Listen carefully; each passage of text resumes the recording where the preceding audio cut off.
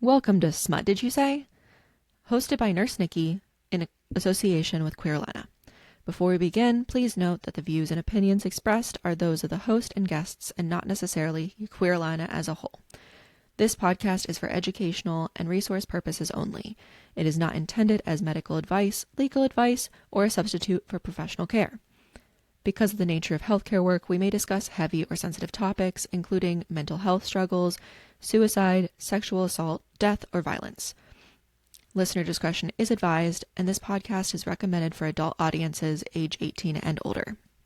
If you are in crisis or need immediate support, please reach out to a qualified professional or call your local emergency number. Okay, on to Nurse Nikki. Girls and gays, ladies and gentlemen's, it's time to answer Smut Did You Say? We'll expose ourselves to uncomfortable truths, plow into some pillow talk, and get those burning questions looked at. I'm Nikki, she, her. Today's guest is Kyle. Please introduce yourself. Tell us smut we're talking about. Yeah, I am Kyle. I use he, him pronouns. We are going to be talking about some spicy religious trauma. Spicy, so spicy. Yeah, so religious trauma, and we're both nurses. Mhm. So talking about how you can kind of pull from your past experiences and your journey navigating these like crazy things to better advocate for patients. Mhm. So I didn't grow up in North Carolina, but I grew up in a very Christian home where basically the long and short of it was if you don't go to church and you don't call yourself a Christian, you're not a good person. Mm. And so my introduction to the queer community was these aren't good people. Like they're against God and they're sinning and blah blah blah, like all that kind of stuff. So that was all very much like oppressive over me. But I've known that I wasn't straight for a long time, but I didn't call it that for a very long time. So I think in high school, it was my first time being out of Christian school. Mm-hmm. And so I was in private schools for elementary school and middle school. And then in high school, I was around all these people who weren't Christians. Mm-hmm. And I was still like going to church and stuff for the first couple years of high school. But I started realizing that people that didn't go to church with me were often less judgmental and like more accepting of who you are. And I've always been like such a weird person. and they were just like the kids in that high school were just so much more accepting of me as me than like accepting me to fit in some like little box. Yeah. And Thank you to those people. yes, thank you very much to my fellow weirdos. Yeah. So yeah, and then some of them were queer, and I was like, oh, so you have the same kind of like feelings and like predilections as I do. Like maybe I'm bi-curious. And so I like experimented with that, college and all that kind of thing. But I never came out because I was like, well, I'm bi-curious. And then as an adult, after I moved to North Carolina, I got on Tinder and put that I was interested in women too. Yeah. And before that, it had been only sexual, and it usually had been in only situations that involved men. So it'd be like, I'm bi-curious, but I like to do things only in group activities. Yeah, it felt contextual. Yeah, it was like I'm doing something with a girl to get attention from a guy.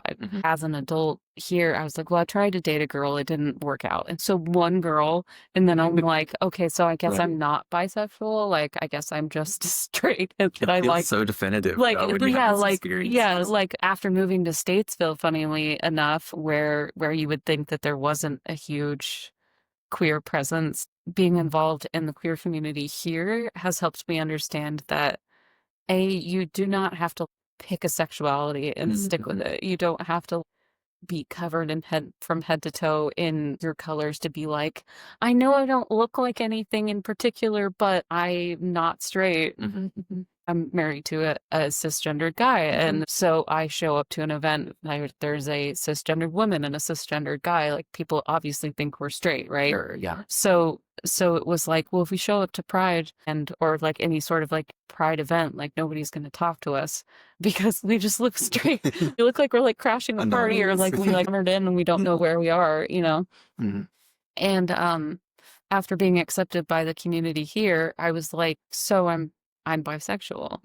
And like I said, I never really like came out, but I just started posting affirming things that stated like I'm a bisexual. But I didn't like have a big, hey, there's something I need to tell everybody. Drum roll, please. Yeah, and I didn't like come out to my parents or anything. I've mentioned it to my parents, and they kind of, well, I don't really talk to my dad about anything personal, but to my mom, I just like, sometimes I'd be like, you know, I'm not straight, right? And she'd be like, oh, you know, Right. Shuffle that factor. yeah, she's like, okay, whatever. But yeah, that's kind of a weird journey where you feel gaslit by your past and all these things that you've been hearing your whole life. And then you get into the medical field and you realize that you're definitely not the only person that's happening to, whether it's it opens your world. Yeah. Whether it's being gaslit about the fact that you fell into drugs and now you're going to hell, or you know, you got divorced and now you're going to hell. You had an abortion and now you're going to hell. You know,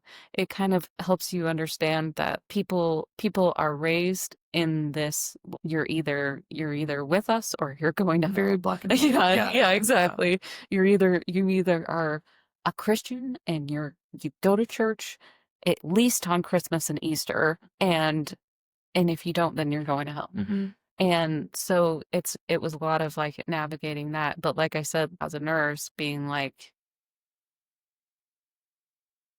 I can help these people realize that they're not bad people, that they're not a waste or whatever. And that if people are judging them and preaching at them and telling them that they're worthless or they're going to hell or whatever, then fuck them, you know? Just be there for your patient. But tell us a little bit about your story. Yeah, definitely. Thank you for sharing. Yeah. Absolutely. We'll definitely have a lot of connective points. Yeah, for sure. But I grew up in a very church-oriented house. Yeah. And that's what made sense to me. That's what felt good. That's what felt right. Right. And some of the earliest memories I have about like wondering if I was queer, were, you know, realizing that I, the same things that my peers were interested in, I wasn't interested in. And I also didn't feel like I fit the mold of a traditional man based on the context I'm coming from. Like, you had to mow the grass and build decks and like be the man of the house and all that stuff. And I'm like, I'd like to take your woman in her place. Put your woman in her place. Yeah. I was just like, these don't seem to be pictures of people I could become. And I had a friend in 5th grade who said that she was bisexual, and we talked on AIM. Yeah. And I remember her saying, oh, I'm bisexual. And I was like, what does that mean? Yeah. I had no context for it. And so I remember messaging her back like, so does that mean you'd be okay marrying a man or a woman? I didn't know you could do that. Yeah, like, marrying. Right, marrying. Right? Like that was, yes, that's what we're doing. Right, yeah. That was like the only context I had for it. Yeah. I was pretty sheltered by default, not necessarily because, you know, I'm going to church twice a week. Like, those were where my friends were. That's like your my community. association. That's your community. Yeah. And they're supposed to. I mean, it's not like Jehovah's Witnesses where some religious groups do not hang out with people outside of this religious group. Right, like an exclusion. Yeah. But it's very much like you don't want to associate with the secular world. Right. Yeah. Yes. Yeah. I didn't listen to secular Yeah, music secular music. I until don't know if anyone college. Yeah. who grew up with like cool parents knows what the term Secular secular music music. is, but Hoobastank and POD and Toby Mac were the crossovers where they would like they would not it wasn't like all the music explicitly Christian, Yeah. but they were Christian people who didn't sing specifically Christian Right. music. Yeah. I guess the script is like that, which The I didn't script, realize some of their yeah. stuff. If you went to a youth conference, which I'm sure you've been to your fair share of them, they Yes. would play Toby Mac Mhm. and stuff like that, and they would play like the cool Christian music. Yeah. Oh my. Oh yeah, oh you just brought me back to like such weird experience. That, yeah. It's Secular music, Jesus Christ. real and like Literally. people, right? Yeah, literally, Jesus Christ. Yeah, no, it's funny that we can connect over that because like people who didn't grow up in church spaces like Yeah, don't get it or Yeah. like don't have the like the trauma associated right, with your right. like Like the fact that you kind of grow up later than yeah. everyone else. Yeah, and my Um, husband's like, "How have you never seen this? How have you never seen that?" And I'm like, "Your mom was literally a witch, and your dad went to clown college. I wasn't even allowed Right. to watch or read Harry Potter. Like I Yeah. watched it in a tent with a 60-foot extension cord going from the house into the tent, so our parents wouldn't know what we were watching on the tiny little VHS player Right. TV." Yeah. The like 12 Combo. pictures, Okay, yeah. sorry, go on. That's just like rattle. Yeah. Oh my gosh. But yeah, like I wasn't super exposed to like a lot of other things. And like because of that, it led to like a lot of messiness and like trying to find yourself, discover what you like because, you know, you're supposed to behave, act, like, want Yeah. everything that is like a church context. Yes. And so many things floored me in my late teens and early college, blah, blah, blah. Like my brother told me that like he went out and did donuts in his car in the parking lot, Yeah. which is just whatever, like 20-year-olds do that. Yeah. I was floored. I was like, oh my gosh, weren't you afraid you were going to get in trouble? right. Yeah. Yeah. Yes. What if the police came? Right. I was just like, how could you do something unsafe in a vehicle? Right. Like, how Right. dare you? But yeah. And so, Like wasn't even drinking. what, Like that nothing, wasn't even nothing. yeah. Like shameless fun, but I was like, that is not godly fun. You Right. can't have that. No. But I remember like in high school having to like come to terms like, okay, like I am attracted to guys and I can't have that. Right. Yeah. I was like, this is not in the realm of possibilities Right. that I can lean into or have. So I hid. You know, that's what the closet's for, is for hiding. Yeah. It's a small space you can't fit in. And it fed a lot of really poor mentalities, you know, because I was afraid. Yeah. You know, I was like, okay, I have to get a career, have a good job so I can support myself independently because I am not gonna have a spouse. I was so hooked on this in the wrong ways. I remember being in middle school and like, Googling what a vasectomy was, hoping that would like away my sex drive. At like such a young age, and that makes a lot of people sick.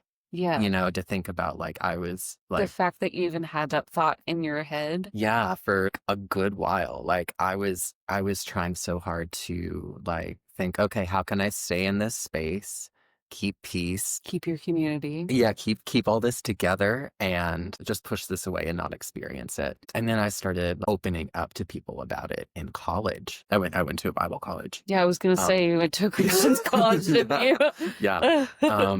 And I wouldn't change it. That time was really good and healing for me Wow. because like there was some great humans who like were actually interested in like hearing me and what I had to say. Some Christians are really awesome. Yes. Or, Yeah. you know, some like religious people. Like I have a really awesome, like one of the people I interviewed is a bioethicist and she's Jewish and she's very active in her church. And I just, the thought of being active in a church again, honestly, makes me feel upset. Like, Sure, just because yeah. it took I feel like it took a lot away from my life and put ideas in my head. It just made me feel like not enough for a long time. Yeah, And you're playing this game, this like heckle back and forth yeah, between like, okay, where's the sweet spot from what I can tolerate and what I have to have? and it was also used on me a lot to make me feel bad or Yeah, to tell shame. me, yeah, shame, exactly. It was a punishment when my parents found out I was smoking weed, Mhm. which I had been smoking weed for a while by the time they figured it out. It was just, well, now you can't go out on Saturday nights and you have to go to church on Sundays. And I was on the rowing team in high school, and Sunday was literally my only day that I didn't have anything Yeah, going on. Like it was my only day I didn't work. It was my only day I didn't have rowing. It was my only day I didn't have school. And I was just like, this is insane. And then I started having a really negative view of church yeah. and negative view of like the Christians that were judging people and Mhm. like in the fakeness around Mhm. that. So but like I said, Mhm. there are so many amazing people that have faith Mhm. in whatever and are willing to be like, I'm not going to judge you, Mhm. but Mhm. you clearly need somebody to be there for you, Mhm. and I It's could be true. that person. Yeah, yeah. The biggest barrier that queer people have, in my opinion, and church is fear. Hmm. It's a scary place where bad things have happened. Yeah. And both of those things are true. Yeah. It can be a really healing place where connections happen, Hmm. and I think it's unwise to say it can only be one or the other. Yeah, absolutely. There have been lots of times in my life where church was a very safe and healing place. Hmm. But it became a place of fear and anxiety and grief and a space that I couldn't show up for Yeah. anymore. Yeah. Um, yeah. So in college, I started like being upfront, saying like, do experience attraction to guys, but I know that's against the book, and so let me find a place where I can feel like safe to be open and vulnerable about what I'm going through Hmm. and have a seat at the table. Yeah. And that was the only way I knew how to do it. So you were basically like self-deprecating. You were like, I'm having these feelings and I want to be open about them, but I know it's not right. So I'm still like part of your group. Yeah. Ugh. Yeah. It was like I and like to one extent, like a lot of those conversations like help me find freedom, Yeah. and Yeah. It's to some extent like we're also able to like help ground me. mhm. But, like, I also didn't have the language at the time to realize that, like, religion was a high stressor. That's what it was, like, it was my fueling force for life, and I became sick in college for months and dropped out, Yeah. and there was a long time where I thought that that was punishment, and I think any good-natured person would even church people would not think those things, Hmm. but because of what had been ingrained in me and the route I took it, I was like, "Okay, this is punishment. This Hmm. is punishment, and I deserve this." Yeah. And, um, things just stopped adding up, like, it was like, "Okay, I'm really struggling to keep this community because I have questions that nobody has answers for." Right. And I wasn't officially out at that time. After, undergrad, I started dating. Hmm. I was dating men. Of course, it was awful. Yeah. Yeah. You know, um, This is just not ever something that you let yourself have and right. hadn't really like, it sounds like you hadn't really fully worked through it Yeah, yet. I was 24, Yeah. dating for the first time, Right. and it was rough. Well, I mean, the dating scene in general, like for straight people or people who are straight appearing or Yeah, whatever, yeah, yeah. is bad enough. But Right, I've yeah. heard that the queer dating pool is even worse. Like it's just, and like you said, in Yeah. the 20s, like Oh my holy gosh. shit. Yeah. And were you dating a lot of like older men? No. No. Well, like, one, I was living in a rural area, Yeah. so it was very touch and go. Like everyone was kind of hiding, and so Oh, like I wasn't dating affirming people. right. I was dating other people who were trying to Yeah, like this is my first time talking with gay people, right, right. and the first like few dates I went on, I was like, after all this, I'm not even gay. I don't even like I don't even that. like this. I don't know who I like anymore. Right. But and then I had like a couple cool dates, and Yeah. I was like, okay, this checks out. And then I was like, okay, how do I have both of these truths? Like Mhm. how do I recognize that I'm a human in need of belonging and relationships and community and everything I built in that Yeah. I can't really have anymore Right. based on what I was presented. Right. There are lots of communities who do both, Right. and can celebrate queerness and also like celebrate their faith. Yeah. That was not really a context I grew up in Right. or was aware of, which also, like you were mentioning, makes it really stressful to think about stepping back into that space. Mm-hmm. And so even going to an affirming church, I get anxious, Yeah. and Just because of the environment. right. Yeah. And I don't think some of my anxieties happened because of church, Mm-hmm. but a lot of my triggers were happening at church. Yeah. Like feeling hyper observed by other people. Yeah. You're in a group setting, everyone's supposed to be talking with you. You have to make an appearance and do the talks and have the prayers and blah, blah, blah. It was very stressful. Right. For a very long time. And so I just kind of lost some bandwidth. Yeah. And then one of my poems got published in a queer book. And yeah, and they posted it online, like on Instagram. Yeah. And I was like, huh. Yeah. And I just took advantage of that. Right. I was like, well, I guess I'm out now. Here's my book. You want to Right. buy Right. it? It was called Bible Belt Queers, which is a compilation of people's writings who have lived in the Bible Belt and their experiences. It's a really cool collection. But yeah, it's been definitely wild of a journey. I think that, yeah, that's pieces of my story. Yeah. Yeah. So I just want to share it with the viewers. We talked about this right where we started, Yeah. but how Kyle and I met was that we were in like a student nurse apprenticeship program in the middle of nursing school, and I am always drawn to queer people, like being around queer people, like their energy and stuff like that. And so I was like, oh, I like the gay guy in our class or whatever, and didn't even know that he wasn't even out. And I came across somebody who was friends with Like a him, mutual, or yeah. mutual whatever, and that was in the same like Christian college. And she was like, oh, I know Kyle. And I was like, oh, the really cute gay guy. And she was like, oh, well, he's not gay. And I was like, does he know that? And I never like out anybody, so I felt really bad about it. But I was like, oh, and then she said something like, well, he has thoughts, but he knows that they're not right. And I was like, I was like, that's upsetting. Yeah. So then,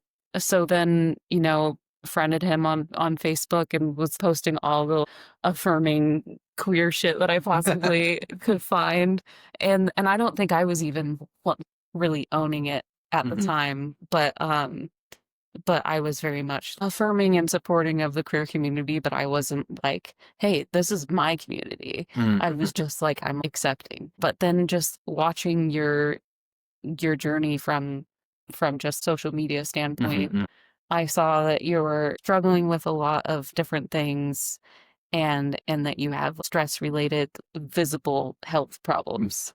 Yeah. Yeah. So put me down for a while. Yeah. And then I know that you stopped nursing school for a while and weren't really sure where you're going to go from there.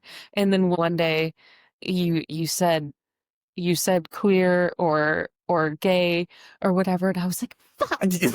I was like, I'm so excited. And then, just like so excited for you. I was like, finally. Oh, that's amazing. But being raised in any sort of community that you know that you're not going to be accepted if you are true to who you are is really going to fuck with your mental health. Yeah. And being an ER nurse for so long, I saw so many of those kids and those people, even older gay couples or any sort of queer relationship type of thing, not being sure if they can say like, this is my husband, or this is my wife, or this is my partner, or these are my pronouns. It's a big stressor for a lot of people. And still. so they're holding hands, or they're being there for each other, and then they kind of take a step back. They have to find out who their audience is. Yeah, a lot of queer kids end up in the foster system, and they'll end up in these group homes, and they'll run away from the group homes because you get bullied a lot in general. But if you're a queer kid in a group home with other kids that are not, like, I mean, that's going to be a problem. Humans are built on a set of exclusion rules. You know, it's a survival mechanism. You're trying to find the other, which is a really unfortunate part about being human. Then the research shows too, you know, the higher rate being in foster care of queer youth, but also their likelihood of using substances early on, you know, and suicidal ideation and like there are such strong links to, you know, suicide attempts and substance abuse overdoses, running away from home. General like risk-taking behaviors. That's it. Yeah. Because if you don't belong anywhere and there's a group of people who you have a chance to belong with, it doesn't really matter how you get in as long as you belong somewhere. So whether that's using drugs together or doing different things that can put you at risk, you want to belong somewhere.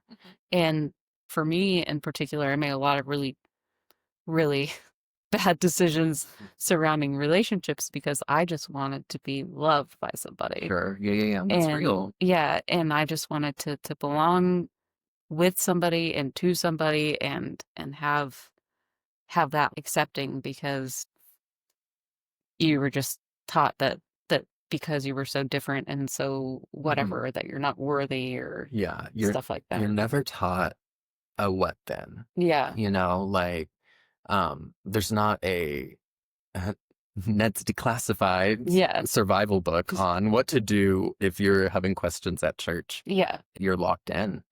You know, there's no turning back. You are like somewhat ingrained to view people who leave church poorly or to ache for them. You know, and they went on a different path. You're not allowed to talk about straying, the prodigal son and whatnot.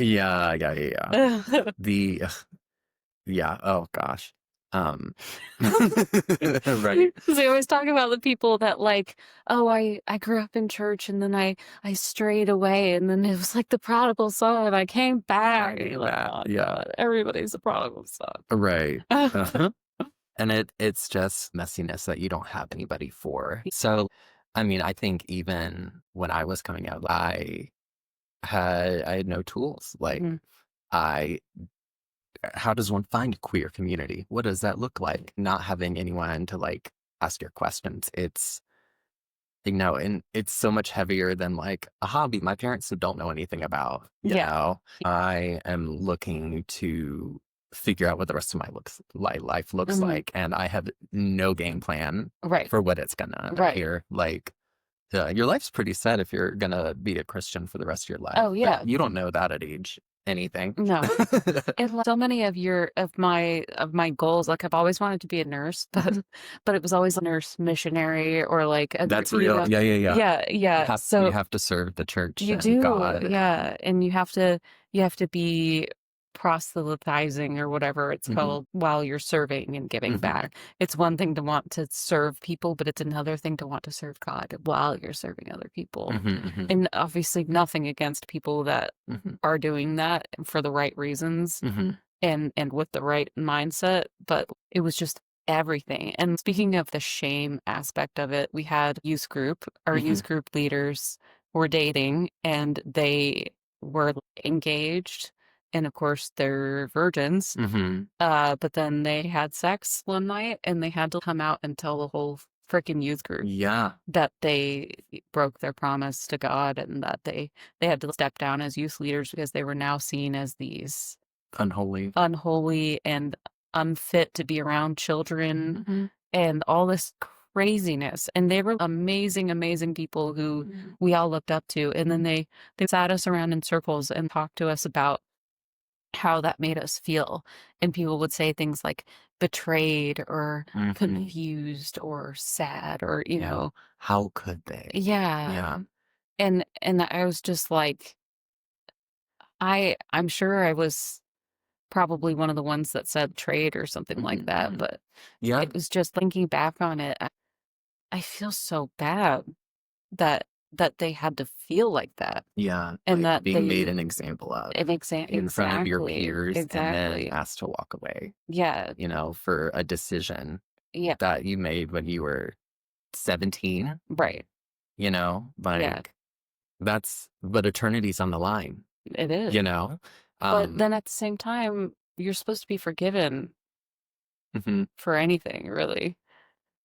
Like, that's when it gets messy, you For know? anything. Yeah. The concept of I'm deserving of punishment can sometimes hit harder in certain religious circles Mhm. than being forgiven and adored for who you are and things like that. And I think that's when the traumatic component, Or is injured. that God doesn't make mistakes and everybody is fearfully and wonderfully made, Hmm. but God does make a mistake if you decide to be gay, Hmm. or if you realize that you're trans, Hmm. or, God doesn't make mistakes. Okay, then why why are there people who are realizing that the body that they're in doesn't match who they feel like they are, Hmm. and that you can try really, really hard not to be queer, Hmm. but you are.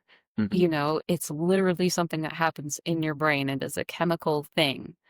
And sometimes it's hormones, because there are different levels of Sure, hormone yeah. things. With women with PCOS, they have higher levels of testosterone. The boxer who they were saying she was trans and Right. blah blah blah, she had PCOS, her testosterone levels were high. Hmm. Sorry. Yeah. You Sorry for know? having a body Yeah, and doing its thing. and then, there are different levels of, especially with athletics, there are different levels of strength in all realms. You're not gonna have somebody assigned male at birth is not going to be better and stronger than everybody who was assigned female at birth. I think that's something that people really need to get through their heads, as far as the Title IX stuff that's all getting fucked with now. And it's all just satiated in the binary too. Yeah. That's also suggesting the average man has to look like this and Yeah, average exactly. woman or whatever. Yeah, you and they know. talk about, females see the female form in magazines and stuff, but men have that too. Like you said, fit that mold that was like, I don't look like this man who wants Right. to mow the lawn and Yeah. and be, tossing the children 20 feet into the air, Right. Yeah. all that kind of stuff. You're like, oh. And I mean, visibility is so important, Yeah, because if you're growing up in an environment that I'm only now able to be like, okay, what now? Like, yeah, what does my next look like? Because I had no clue. right, I never planned for my life after like the church. right, exactly, because that was never a part of it. Yeah, that was never part of it. That wasn't ever an option that I Yeah. gave myself. And so you had told me that you basically were just telling people that you were celibate Hmm. because you were just trying to, like, hide that you had any urges whatsoever. No, it was like I wanted to be able to tell people I was having urges, but I was doing my best to not. Oh, Because that was the only form of vulnerability I had access right. to. So if you were gonna have those feelings, Mhm. the least you could do is not act on it. Kind of a twist on that. So it was because I was very involved in church and Right. like wanted my life to look Yeah. like that. And so I was like, okay, I can't be the only one feeling this way. Right. So I need to talk to people about it. And the people I chose were pretty like accepting and loving and kind. But it was like, I know this is wrong based on that context. Right. And I don't want this to become a reality. So now I'm enlisting help. But yeah. So it wasn't at all like I'm asexual. Mm-mm. Like, I think it's like I have so much self-control almost. yeah, yeah. Ugh. It was yeah, like I'm committed to the rest of my life not having a partner, even though I really want one. Yeah. Because I was like, this is the most holy version of myself that I can manufacture based on Yeah. what I believe and what I had been taught. And, over time I was like, wow, this is just not giving me any peace. No, how could it? um, yeah. Uh, well, so really personal Mhm. question. Were you okay, celibate? Does that just mean that you're not having sex with other people, or was that meaning you weren't like relieving anything? I wasn't relieving Oh anything. my Yeah. God. I can't even I can't even imagine. Yeah. Well, because like I did feel like um and I was pretty proud of my moral compass back then, Right. still, but I was like, okay, what I'm not gonna date women though, because that's dishonest. Right, that's Like, not Ugh. um, I did date a girl in college for a while. Um, oh, what a sweetie. Gosh. Such Are a you still good friends? human. We've fallen out of touch. Oh, I don't know if we you don't harbor any could be like where we yeah, yeah. no. When we were dating, our lives were separately falling apart and we weren't talking about it. And Well, that's college for you. right, yeah, that's definitely college for you. Um, but yeah, and then I kind of came out to her in the best way I could at that time, not knowing what I wanted, what was best for me, what I could, blah Yeah. blah blah. And um it was a very interesting conversation, but like there was still a lot of shame Mhm. in that. And it was almost kind of like, well, I tried this and it didn't work, Yeah. and so I'll either lie to somebody, for the rest of my life or be honest and do nothing with it. Yeah, so there was just not a lot of options for Yeah. someone in my bucket, Mhm. which became pretty isolating for a long time. Yeah. Yeah. So going through all this crap with trying to find, your way in the world and everything, how does that translate into how you care for your patients and Mhm. how you advocate for them? Mhm. Yeah. Um, I mean, when you're in nurse mode, you're not compassion mode. Oh, You were, yeah. Tasks. get the tasks done, do the Yeah. things, throw the pills at people. One, not being surprised at information. Oh, yeah. No. Which at one point it kind of comes with the territory, Mhm. but it takes a while to get there. Oh, yeah. So there are a lot of straight presenting people doing some really kinky stuff Mhm. with various members of society. 100.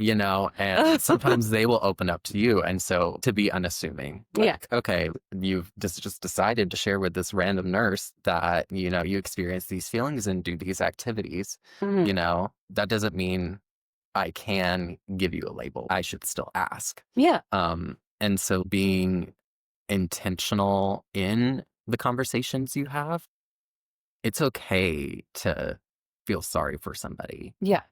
because oftentimes when a patient is emotionally distressed or going through something, it's easy to just be like, okay, now I'm going to go into medication mode, or Yeah. like, I can't deal with that right now because I'm at You're work. making me feel uncomfortable. Yeah, yeah, you're making me feel really uncomfortable. But it's okay to sit with your patients a little bit and Yeah. say, And to that's really tough that you're going through. dial it back and like take a second, Hmm. and because we don't have any time. Right. Oh gosh. And Yeah. we just don't. But you can't just continue. It'd be like if you were trying to explain a disease process to somebody and they're just breaking down and crying that they're having to go through this, and you just continue to And you just talk. continue. Okay, yeah. And which I've totally Which seen does doctors happen. do, and you're like, Yes. Read the room. yeah. Gosh. So can we like revisit this? Yeah. Like, there's no way that this person is taking in anything that you're saying anymore. Right, Like, right, truly, yeah. yeah. And like offering like, okay, what would be good for you? hmm Do we need to, who should we call? You Yeah. know, do you not have anybody? Do you want a chaplain? Is that a yes? Is that a no? You know, Yeah, like and then gives making sure that people understand that chaplains are not Christians.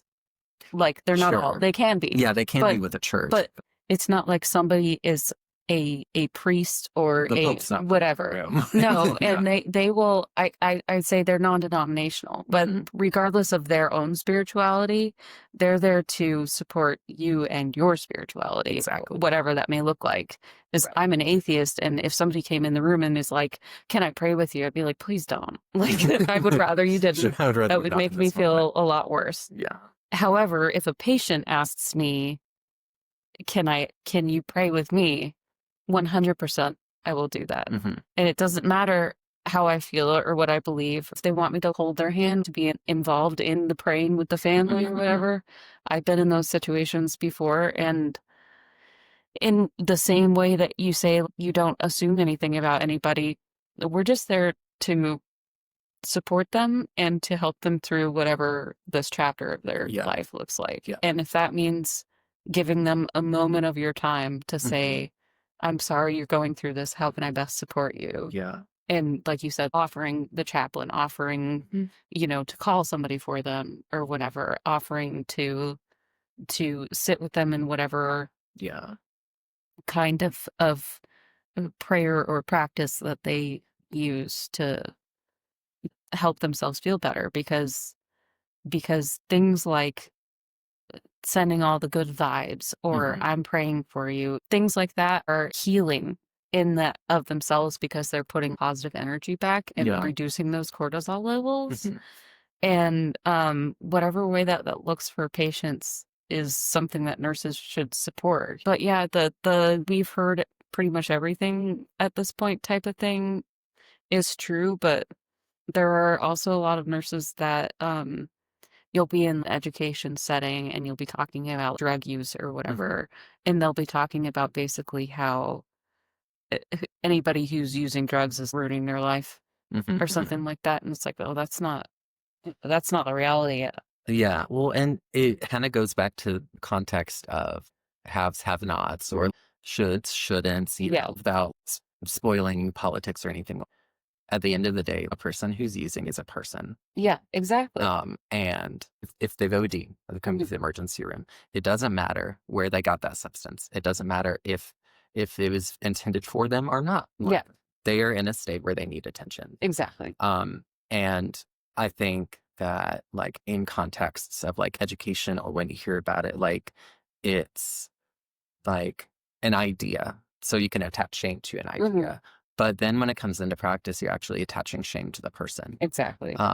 And you're saying, oh, this is this person who does this, and that's bad. Yeah. You know, which makes them bad. Right, You know, which is exactly. a very religious tag on. Yeah. You know, and Yeah. it's not healing or connective for anybody, and it divides. Yeah. So I go to a lot of conferences, so specifically like emergency nurse conferences, because that's what my specialty has been. But there's a nurse who talks about, like, one of her presentations was called "You Can't Always Trust Your Drug Dealer" or something like that.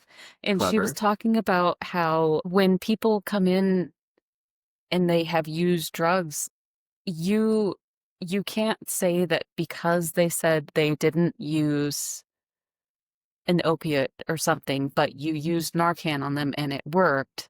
That doesn't mean that they knew that they used it, because like cocaine and heroin look very similar, but heroin is a lot cheaper than cocaine, and fentanyl, the manufactured fentanyl, is even cheaper than that. And so if you are trying to give somebody a really, really insane high, you're going to start mixing those drugs. But if somebody who's been using cocaine and a lot of it for a very long time ends up with cocaine laced with fentanyl, Mm-hmm.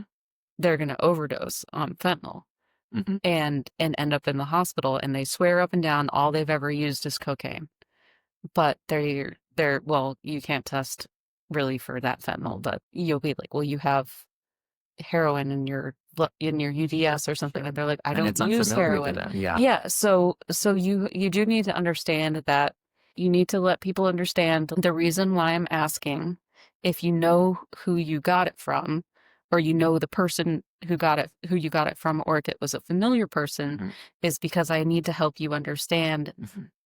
that this person is not somebody you can trust Yeah. in the future. And so, like, if you got weed from somebody at a party Mm-hmm. and then you ended up in the hospital having to be Narcan, you know, Yeah. like, you need to be very, very careful about getting your drugs from people that Right. you don't Yeah. know. Yeah. And then, some people will like run out of their connection, or Mm-hmm. their person, their go-to doesn't have anything. And so they go to a different person, or they Or a buy it off backup the drug. street. Yeah, or a Yeah. backup drug. And then you end up with something that is not what you expected. Mm-hmm. And then there's a bunch of nurses yelling at you about, don't lie to me, I know what your drug test says, and stuff like that. And that's so not helpful. That's tough. And I don't have as many of these conversations inpatient. yeah, absolutely. Those conversations definitely happen in Yeah. our neck of the woods. Right, absolutely. And just all comes back to judging the patient. And we are there to take care of Mm-hmm. the patient. And it doesn't really matter how they got Mm-hmm. there. If they are not being incredibly disrespectful or just abusive to you, Mm-hmm. you need to be giving them the utmost respect. And even understanding that sometimes when they're lashing out at you, it's the stress of being in the situation that they're in. Yeah. And not to say that just because we're nurses means that we have to deal with taking all the abuse. And I am Right. 100% staunchly against that. Yeah. But You're a main character in the show of their lives that's playing right there. exactly. Yeah. But, you do have to have that real conversation. Don't talk to me like that. If you can calm down and we can have the conversation where we're talking to each other with respect and everything, then we can revisit that. The meeting people where they are is definitely a huge part of nursing. But like you said, where patients will come out and tell you things because they feel like they can trust you, Yeah.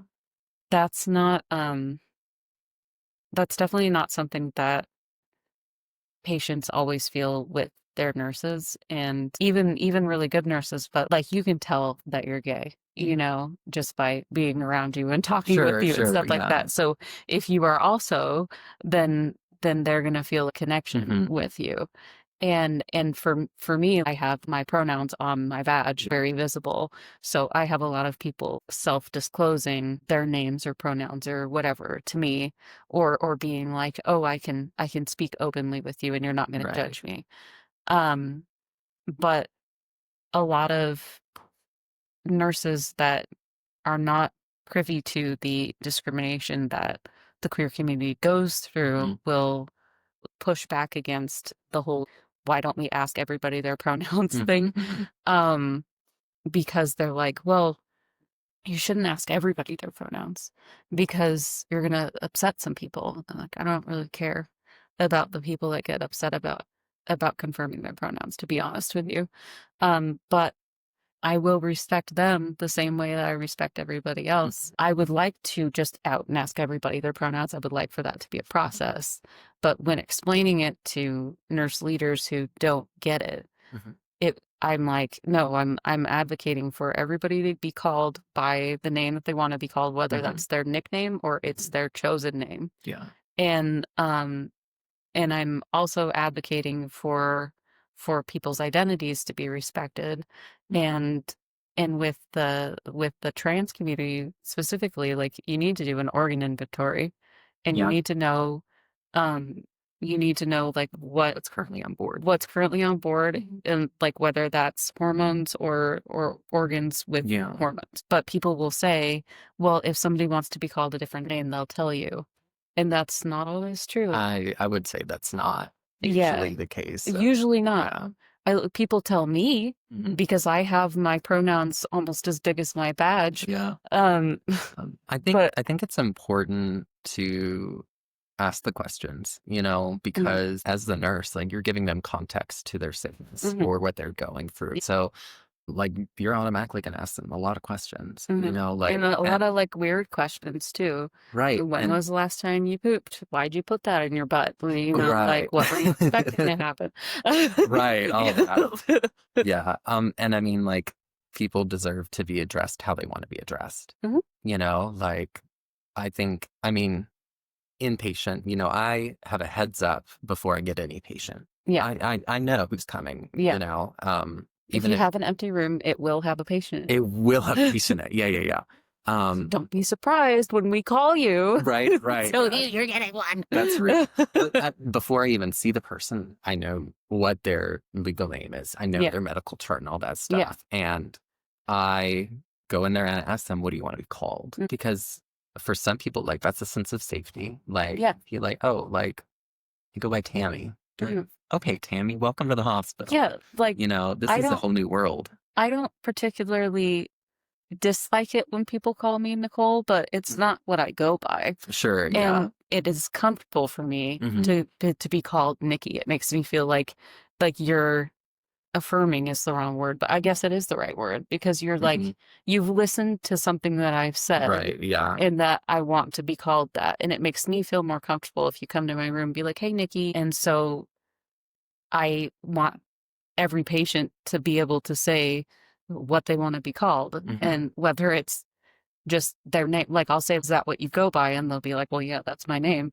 It's like, well, cool. Like, okay. And now I know. Yeah, exactly. Yeah. The other day I had a patient, and I asked her name, and she told me her name, her birthday, the red wool, whatever. And then I said, is that what you like to be called? And she was like, no. And I was like, well, what do you want me to call you? And she was like, well, most everybody calls me this. I don't ever go by my birth name. And it was just a shortening of her name. Sure. I was like, do you want us all to call you that? And she was like, oh, I would love that. Okay, yeah. And she's like 80 something. Yeah. You can't just assume based on looking at somebody that's profiling. So if you give them an opportunity to say, this is my comfort space, this would make me feel more comfortable. Yeah. Why not? Yeah. And I mean, we got to get away from giving care to bodies and actually treating people. Yeah. And we all get trapped. Like, okay, I'm trending this creatinine or watching these troponins, looking at all their levels and seeing how they go, kind of like a math machine. But then, like, that's a human that's experienced. Yeah. This And you go in and you're like, oh, I got to take another one of these blood vials and have you explained what we're doing and how long is it potentially going to take. Actually happening? Yeah. Are you explaining, did the doctor go over the last results with you? Like, do you understand what's happening? Do you understand what process is going forward and stuff like that? And that's just something that in both the craziness of the ER and the craziness of inpatient are different. But like you said, you have all these tasks that you have your goals of care, right? Yeah. And so you have your like things that you have to list, and you have to keep track of this, and you have to see was there an electrolyte that was out of whack that now I need to go through my nurse-driven protocol to blah blah blah. Those are things that you have to keep an eye out for. And like you said, are you looking at the patient? Are you saying, how are you doing today? Is there anything that you need that I can support you with? It's just whether you're affirming somebody's gender or identity or existence or not, the basis of nursing is to take care of every patient the same way, with the same respect and the same intent every time. Yeah. And so rarely does somebody's information impact me. Yeah. And let that, let it not impact you. If someone wants to be called something different, like, okay, I'm going to take lunch in 30. Yeah. Cool. and now I know, things that come back from my lunch, that's what I'll call you. That's, but things that do impact me, if you have an abusive partner, who wants to come visit you. That's something that does affect me and I need to do something about. Yeah. But And yeah, ideally, that question would have been asked in the emergency department in private, but that's not always the reality it's not always the reality, like because the emergency department's so busy and mhm, people don't want to take the humans time. everywhere. Yeah, Like, people don't want to take the time to be like, just the patient, please. mhm, And if they're like, you know, they get up and come in with their spouse, and then mhm, you're like, well, you feel safe at home, right? right. You know, like, The obligatory when you have 4 ants in the room. yeah, Like, exactly. yeah. Also remembering that when you go over a patient's information with them, whether it's their mom or their sister or their spouse or Mhm, whatever, you should always ask them, do you mhm. feel comfortable Yes. talking about Yeah. anything? Information is not a right. Yeah, exactly. Yeah. And I, will be honest, I forget to do that a lot. It's easy, Yeah. or you use your nurse brain to read the room and you're Yeah. like, I think this would be Yeah, okay, right. but But yeah, but it's who really knows? right. And you shouldn't get in the habit of assuming that everybody will tell you what they want to be called and how they want to be called that. Mhm. And B, that you can tell if there's something off all the time. We're pretty good at reading the room. Yeah. But we're Professionals. pretty good at it. But I have been surprised before. And it's just one of those things that we have to remember. And if we're truly advocating for treating every patient the same, then Mhm. we really have to be good about being consistent with those things. Yeah, and it's about weighing the cost versus Yeah. the reward. Yeah. Like, Yeah. the reward is you being safe. The Mhm. cost is me being uncomfortable for a second. Yeah. And that's a worthy cost Right. for someone's safety. Right. But yeah, just hearing some nurses speak about drug users, rape victims, Homeless people. homeless people, um, anybody in the queer community, but Mhm. specifically trans or non-binary people. Mhm. A lot of things surrounding trans and non-binary youth about them being confused. Mhm. And I like to remind them that people kind of start figuring out their identity around like preschool age. Mhm. And so you may not be out when you're 3 or 4, but you will have started realizing that there might be something different about you around then. Being like, I want to wear dresses, or I want to wear heels, or I hate dresses, or I want short hair, or I want long hair, like those kinds of things. And that doesn't mean that a 3 or 4 or 5-year-old can tell you, this is my gender identity and this is what I'm going to be the rest of my life, but it's also fluid. Mhm.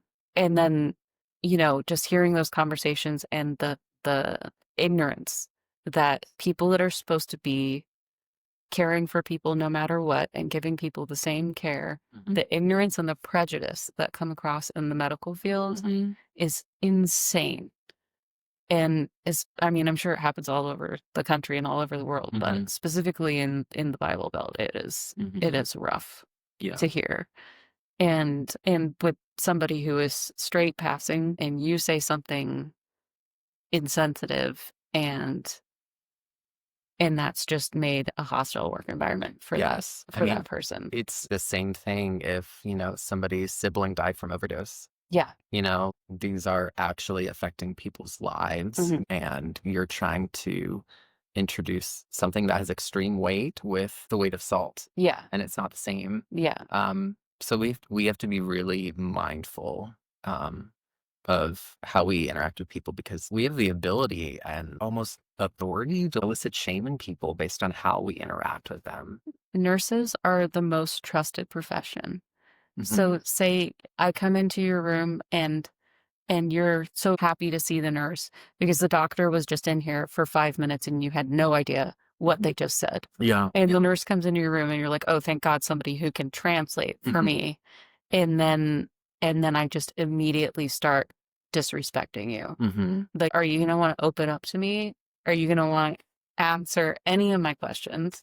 Right. Are you going to want to give me the information that I need? Yeah. And are you going to be appreciative when I ask you, is there anything else I can do for you? Mhm. Or are you just going to be like, you don't mean that, so get out of my Right. face? Yeah. Because they're not interested in getting to knowing the person that's there. I wouldn't even trust the person that I told that to begin with, because It's not respecting information. yeah, what's the point if you're not advocating for it? Right. I've had a lot going on in my professional life that it keeps bringing me back to why the fuck aren't we asking people their pronouns? But but speaking with any healthcare professional, just talking about how much respect and care that we're giving to patients, and just remembering, like you said, we have the power to impart shame on people. Yeah. Well, why would you do that? Yeah. And we do it in little ways too. Yeah. Like, why were you driving, after 8? Or you're old. Things like that. Like, and all those things do is belittle someone and make them feel like they don't need to be seen. Yeah. And everybody, like, even the most, like, understanding a nurse has made these mistakes before. Absolutely. And like, I'll find myself being like, that was a really shitty thing to say to that person. Or that somebody said that to me that would have really upset me, So it's a constant remembering that you're human too. But just learning from those things, and trying not to become cynical, which is really hard sometimes. Yeah. And just trying to remember that we are dealing with human beings, even if they come in shackles and orange jumpsuits. Yeah. I mean, you don't know what they're in there for. Yeah. They could have been falsely accused for all you know. Right. Yeah.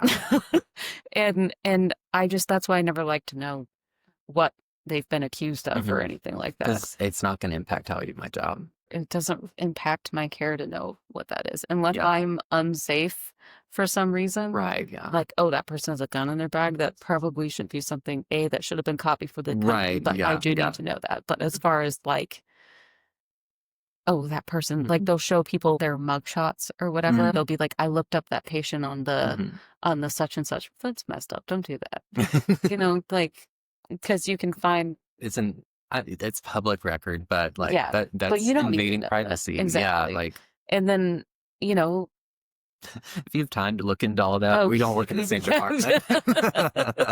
Wow, no wonder I'm hauling ass all night. People make time. Yeah. Is there anything that you can think of that you would like to talk about also? No, I mean, we covered lots of different territory, which is really cool. Do you want to talk about your book? Not that book. Oh, don't talk about that book. But the book that okay, you have to show it now. Of context, this is a book, Hazards of Being a Man. I was perusing through the bookstore, and what's this place called again? Mermaid in Statesville. Mermaid in Statesville. It's a guide to avoid hazardous behaviors for a man in the church. And I was skimming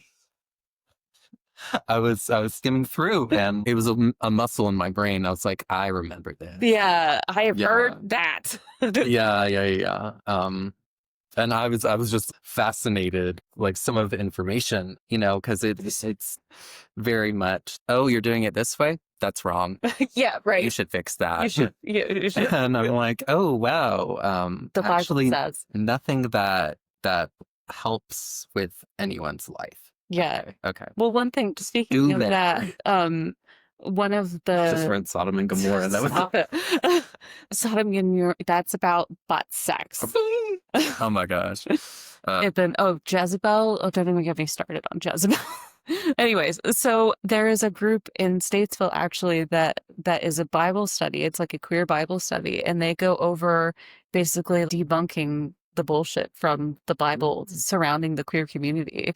And there's one guy that I'm friends with that he goes because his mom's like super Christian, and so he goes so he can tell her that what she has perceived this Bible verse or whatever to mean is actually really wrong. Oh, that's right, yeah. And then be like, that's not actually what that was talking about. But yeah, that's a thing that happens is some like queer groups will do Bible studies and talk about like how the Bible depicts queer people and whether that's a good or a bad thing. But I mean, like we see a lot of times with the Unitarian Church and stuff like that, it can be a good thing because like we talked about before, God doesn't make mistakes and you were fearfully and wonderfully made.